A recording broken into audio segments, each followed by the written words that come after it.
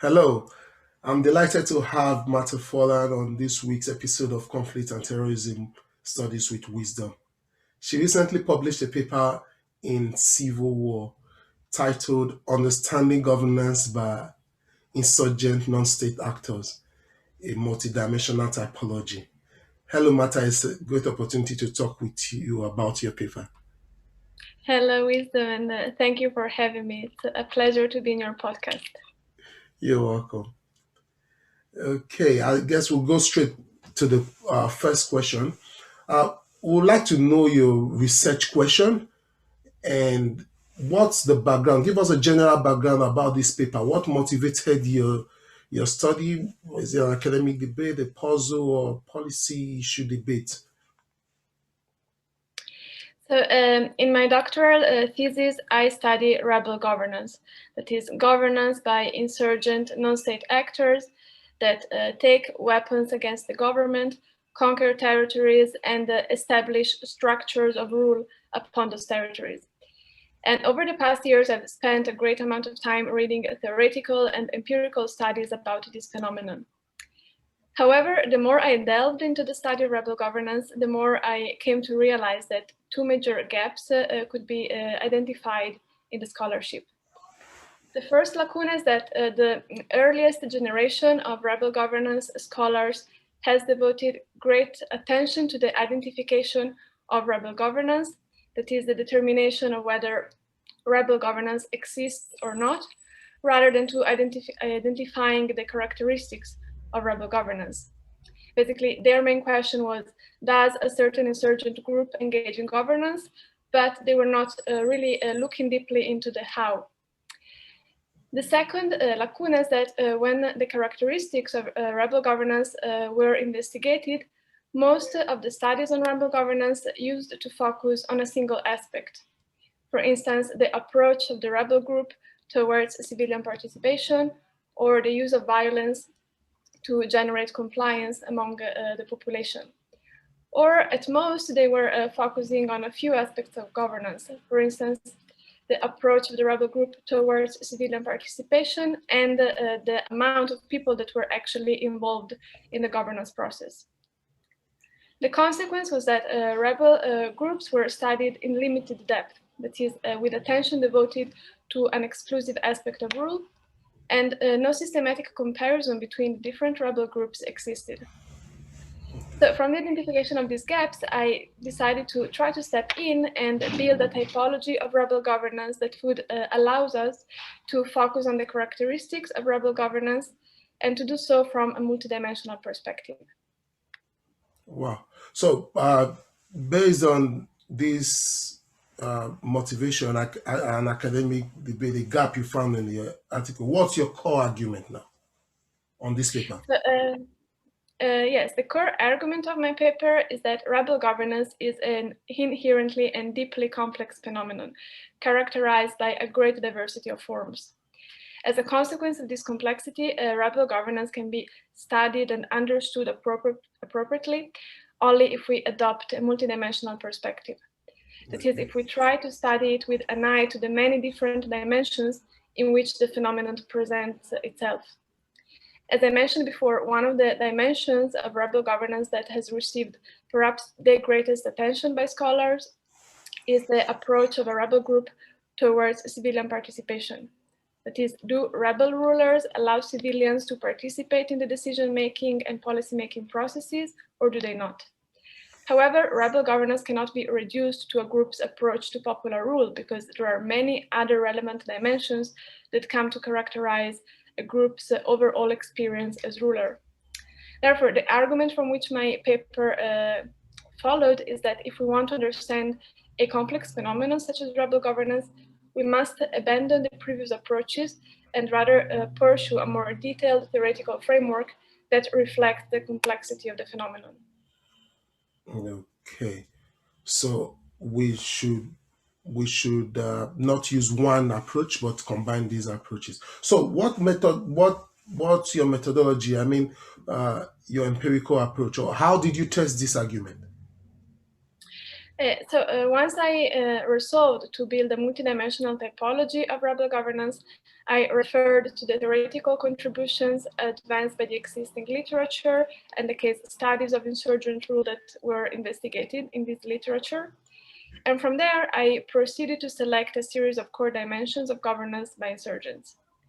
The dimensions that I selected to enter the typology are those that have emerged from the review of the existing case studies as the ones where variation between groups is most common. Specifically, in my typology, I propose 7 dimensions of rebel governance. Inclusivity, which refers to the group of civilians whom the rebel organization considers legitimate citizens of its proto-state. Civilians, which indicates the attitude of the rebel organization towards civilian participation in governance. Generation of compliance, which refers to the mechanisms used by the rebel organization to ensure compliance. Other actors, which refers to the approach that the rebel organization adopts towards NGOs, tribal chiefs, community leaders, and many other local and non-local actors. Institutions and personnel, which refers to the approach that the rebel organization adopts towards pre-existing institutions of governance and pre-appointed workers. Bureaucratization, that is the organization's propensity or non-propensity to formal structures and practices of rule. And finally, executive style, which is the type of organizational structure adopted by the ruling insurgent group. For each of these 7 dimensions, I identified 2 extreme options. For instance, if we take the dimension of civilian participation that we mentioned before, on one extreme, we have a situation in which civilians are allowed to participate to some extent in governance. On the other extreme, we have a situation in which civilians are excluded. However, these extremes are not to be thought of as being mutually exclusive. Rather, they are the poles of a continuum along which intermediate possibilities do exist. For instance, there can be an intermediate situation in which only some civilians can participate, or in which everyone can participate, but in a very sporadic way. And following the construction of the typology, I proceeded to the more fun part, if I may say, which is testing the utility of the typology through 3 qualitative case studies, the FARC in Colombia, the LTTE in Sri Lanka, and the RCDG in DRC in Congo.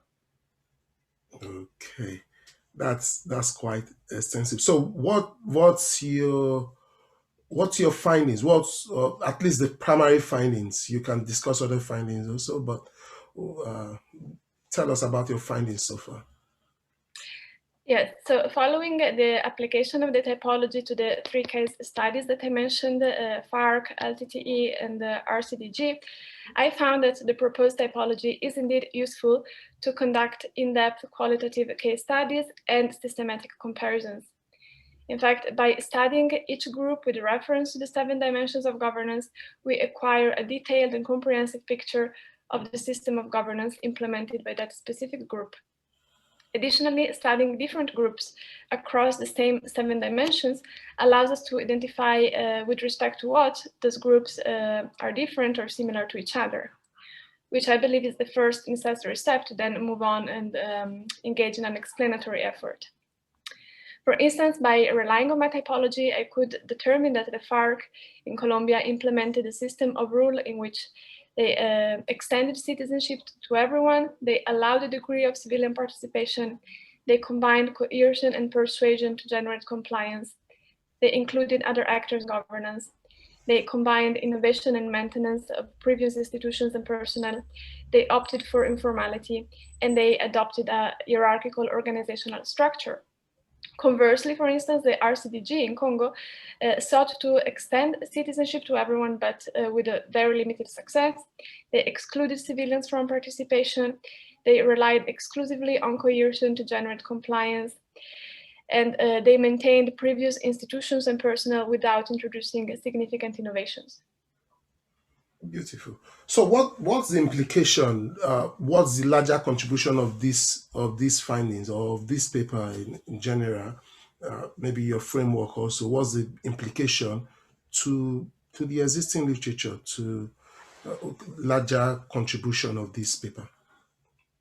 So, as I suggested before, the greatest contribution of this paper is that of having introduced in the study of rebel governance a multi-dimensional typology that was lacking before.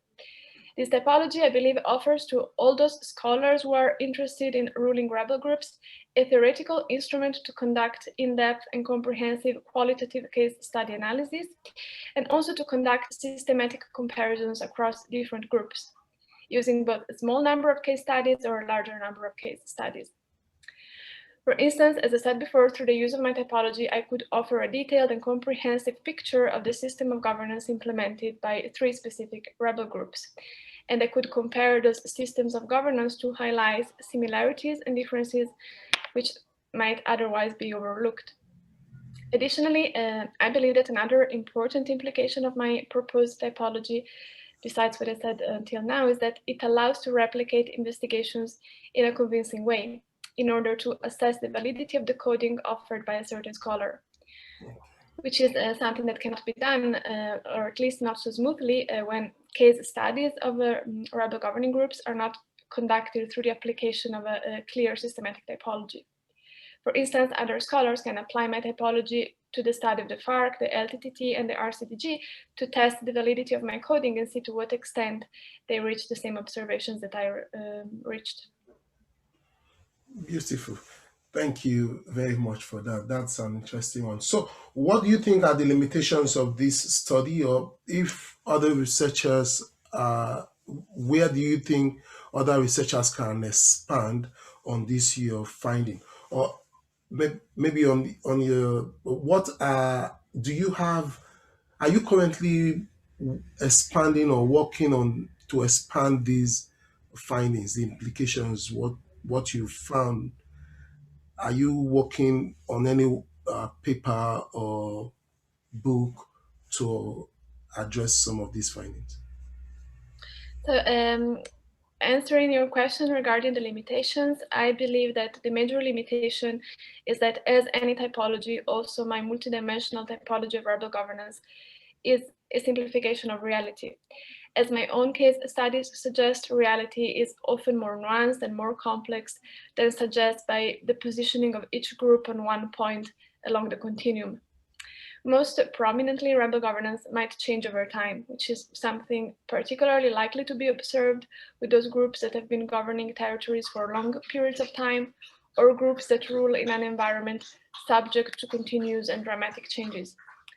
I mean by this that in one period of time, a group might adopt a certain approach with respect to one dimension of governance, and at a later moment in time, it might change that approach.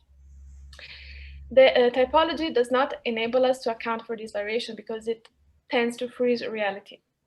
So in the case of a group that has changed its governance behavior over time, either we build different typologies for different periods of time, or we have to make the analytical effort of deciding which attitude, which behavior of that group seems to have been most prevalent regardless of slight temporal variations.